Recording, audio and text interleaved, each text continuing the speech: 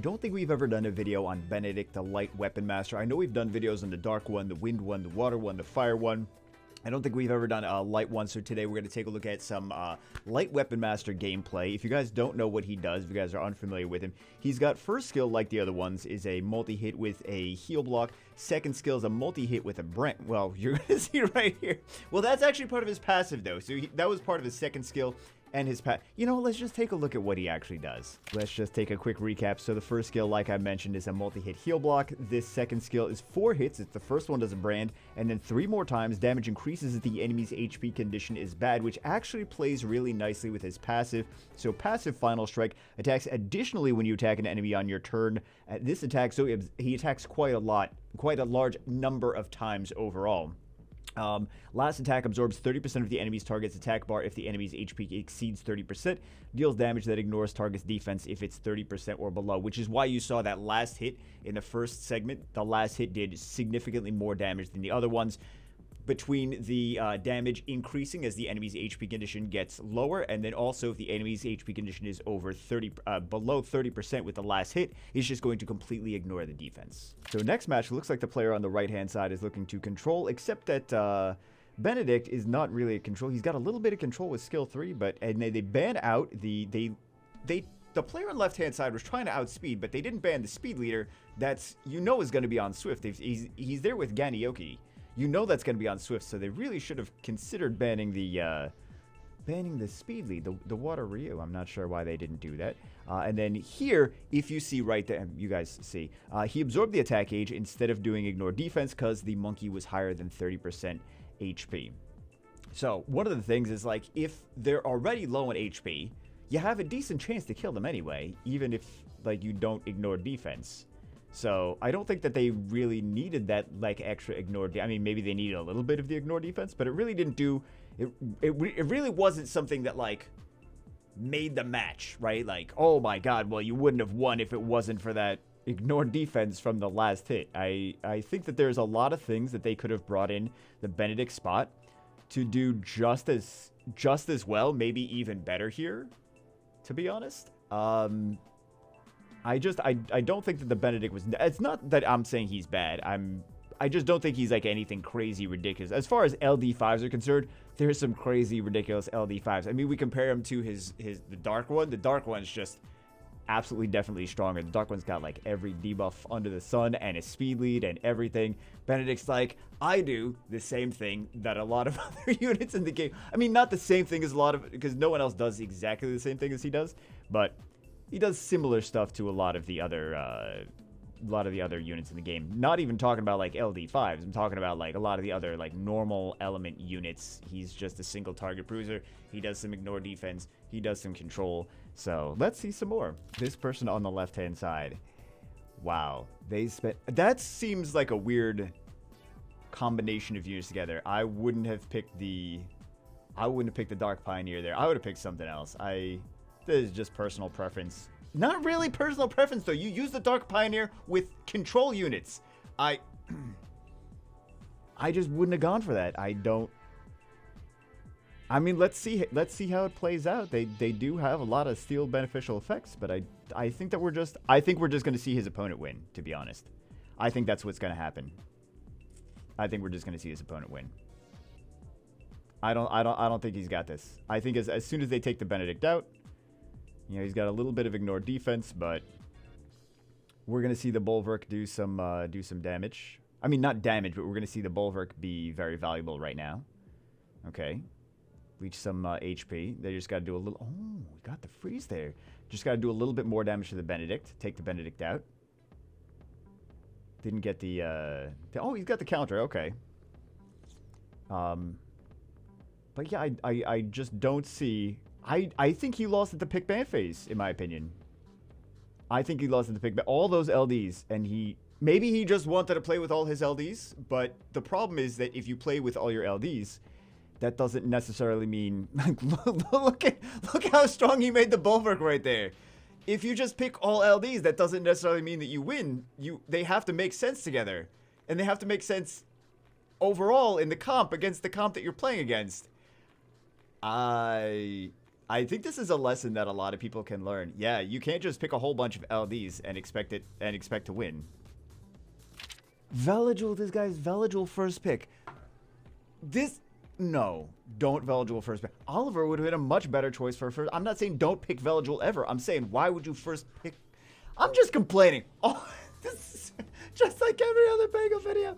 Just a complete video. Okay, very, very exciting. So actually, a really nice combination with Molong. I'll give him credit. Molong into Benedict. Beautiful combination. And you can even just rune Benedict as a bruiser, and it's fantastic. That's a great combination. Makes a lot of sense. Veligil first pick doesn't make a lot of sense. Just pick Oliver first. Why didn't you pick Oliver first? Or like Molong first. Something like that. Not the Veligil first. This Benedict is going to do really nicely here. All right. Oh, he didn't go for... I would have gone for the monkey. I gotta stop complaining about people's gameplay. I would have played that differently. I would have chose different targets. I would have done a different pick order. I would have done things differently. I mean, let's see what happens, but not enough additional damage and artifacts. I'm just nitpicking and complaining and everything. But I think that I think that the Molong with Benedict is a great combination. I like that together. I don't like the pick order, and I think things could have been played a little bit more efficiently to... Yeah, I mean, he won either way, but I think that I would have played it differently. Again, first picks Veligil, picks Bellio since his opponent picks Praha out from under him, and gets Oliver banned out, Diana banned out. Okay. So he still has the two-hit combination. I do really like this Molong Benedict two-hit combination. Let's see how much... let's try to calculate how much HP he has. It looks like he has... How much does he have? Like 30,000 HP? I'm trying to do the math in my head. I'm sorry, it's probably wrong, but he did 13,000 damage with that last one. Okay, I'm trying to figure out what his stats are. 80,000, 40. Okay, so like 12,000 there all day. 12, 13,000. He's on the verge. He did not that much damage with that last hit. I'm trying to figure out his stats. Like, I'm trying to figure out his runes, like where his rune priority is. Because he should just be a fast, violent bruiser for the most part. So, kind of similar to how a lot of Dragon Knights are. A lot of Dragon Knights are, a lot of monkeys are, etc., etc. So he's in that family. I don't really like... Now we're just going to talk about other random stuff. But this comp is working well for him. I think that he would have more success if he tried a different, not turn order, but pick order. So they didn't, yeah, I just think that he should pick something else instead of, like, one of the other units. Either Molong or, I think he should pick Oliver first, actually. But next match, looks like the opponent on the left-hand side is going for a single target cleave with the Diana in there. Was not expecting Diana. But we see, again, Benedict Molong combination with the Yenhong. This used to be back when Molong first got... First got buffed. I don't know. Back in the day, Yenhong Molong used to be just the thing.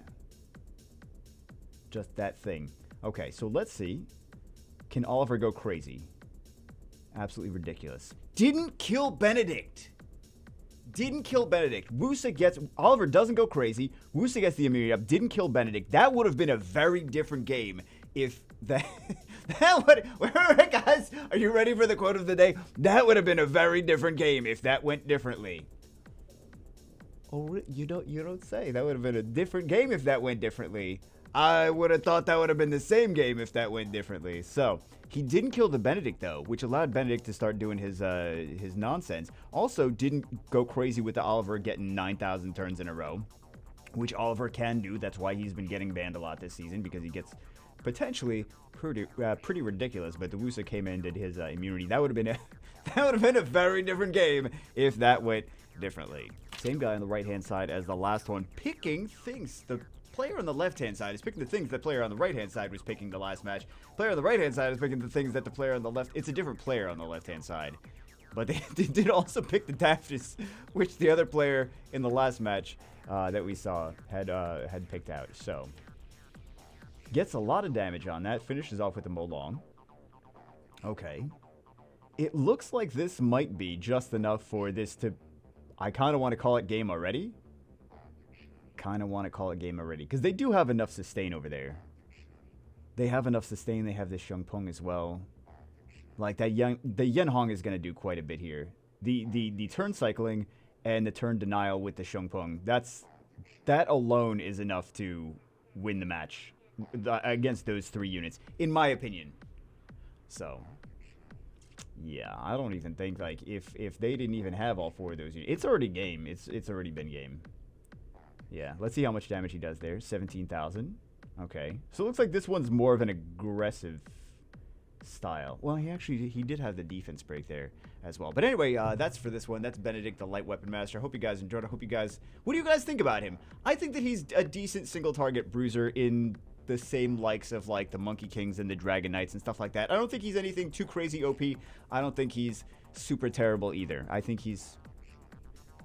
I think if I got him, I would use him. You guys can see he's a great combination with Molong. Anyway, that's it for this one. See you guys always in the next one.